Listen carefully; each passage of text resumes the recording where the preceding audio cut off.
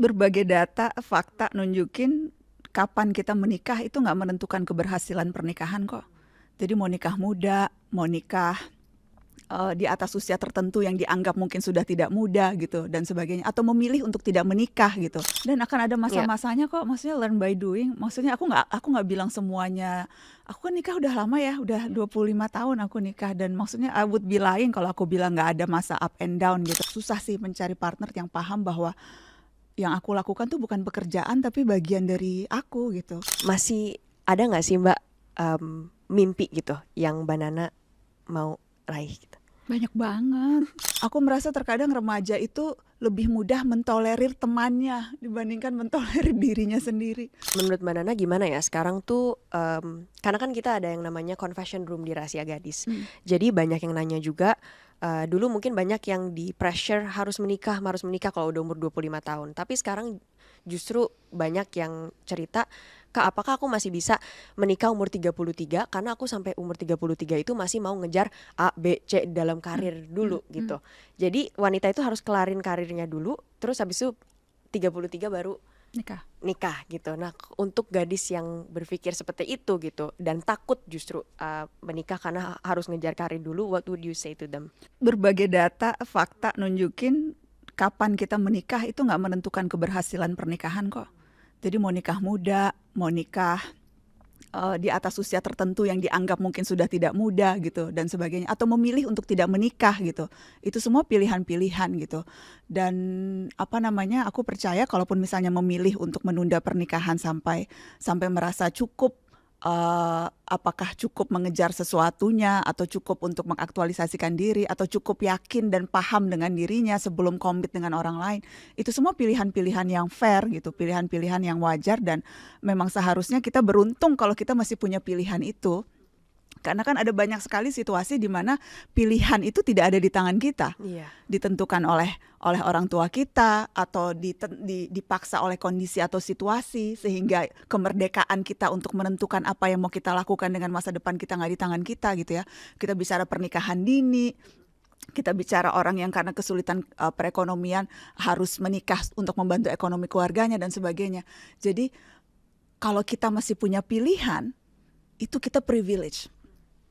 Dan kalau kita sadar bahwa nggak semua orang punya kemewahan dan kemerdekaan untuk bisa menentukan kapan mereka bisa menikah dan sebagainya, menurutku kita akan melihat itu dengan jauh lebih cautious mungkin. Hmm.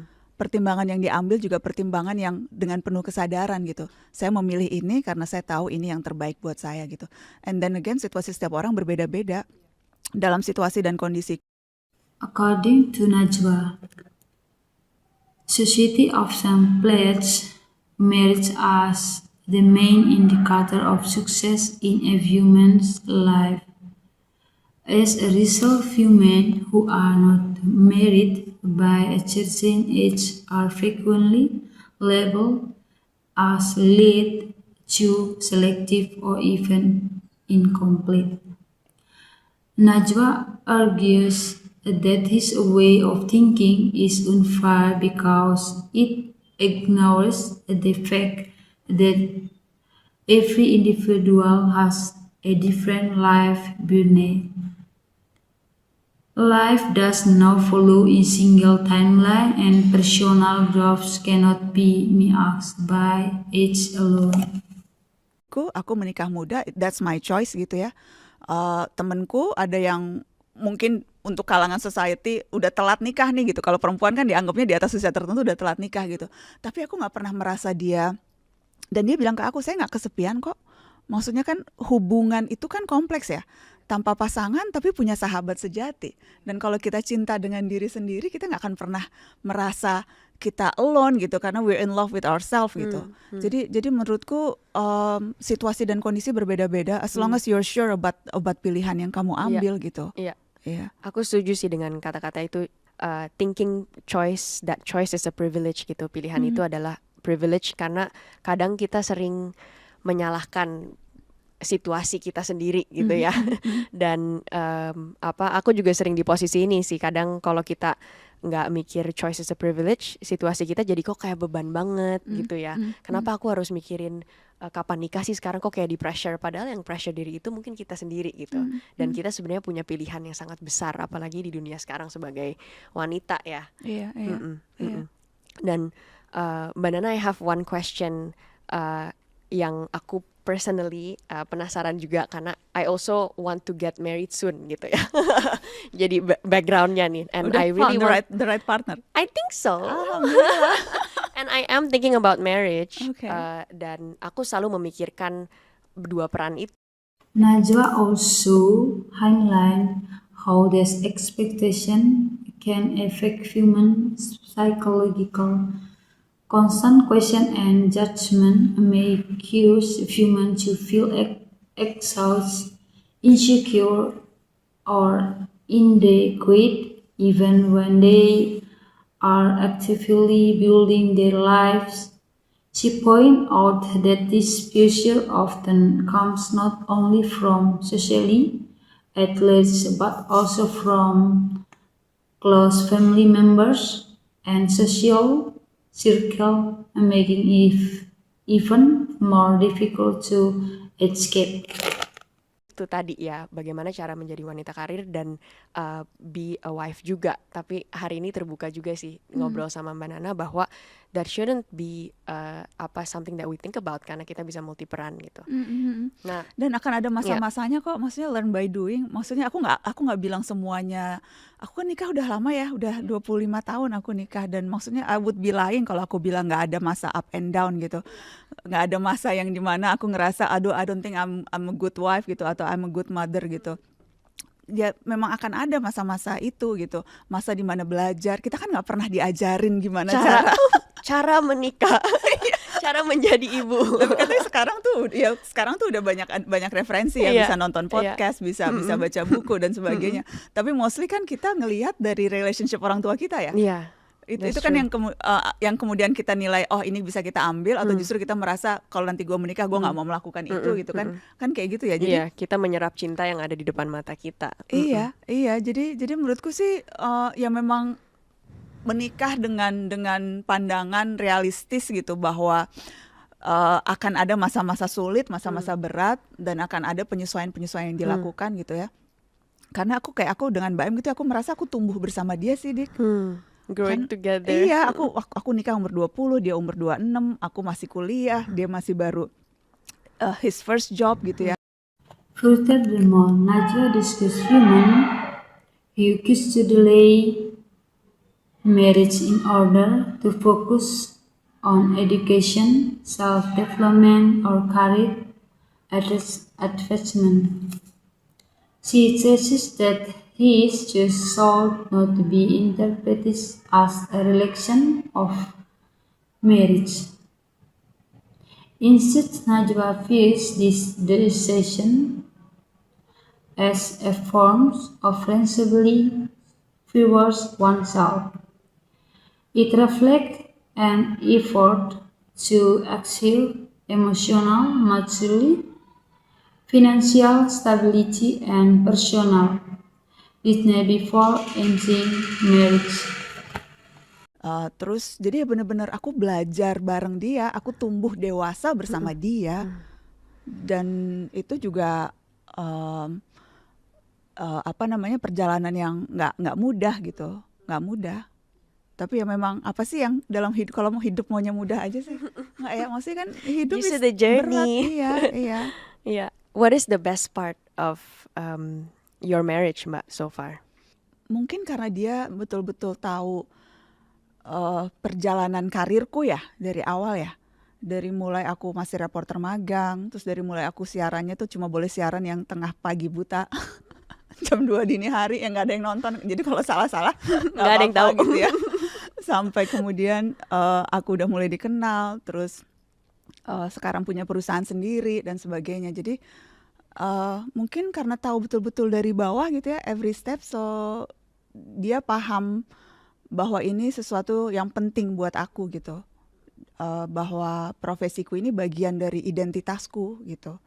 Dan dia paham itu, dan menurutku itu susah sih mencari partner yang paham bahwa yang aku lakukan tuh bukan pekerjaan tapi bagian dari aku gitu. Jurnalis tuh bukan profesiku, jurnalis tuh udah Di dalam jadi diri identitasku gitu. Manana. Dan kan tahu jurnalis jam kerjanya kayak begitu. Harus ready gitu ya. Jadwal. Najwa then addresses the common assumption that human must choose between having a career and getting married. She challenges this binary perspective by starting that life choices are not black and white. So humans are able to balance both marriage and career, while others prioritize are also the other. Najwa emphasizes that both paths are equally valid and deserve respect. Jadwal pemilu. Iya. Udah pesen tiket, tiba-tiba ada pengajuan ke MK, nggak jadi pergi deh gue nungguin sengketa MK capres-capres.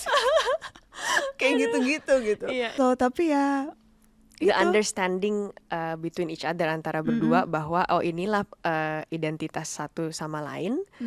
Dan itu aku senangnya banget karena Mbak Nana cerita bahwa karena dari umur 20 itu jadi tahu segala sesuatu yang sudah berubah gitu dalam hidup Mbak Nana gitu. Iya. So far dari umur 20 sampai sekarang. Dan di masa itu kan banyak banget perubahan, Iya. adaptations to change, ya kan. Jadi itu pun juga sudah dilalui juga ya.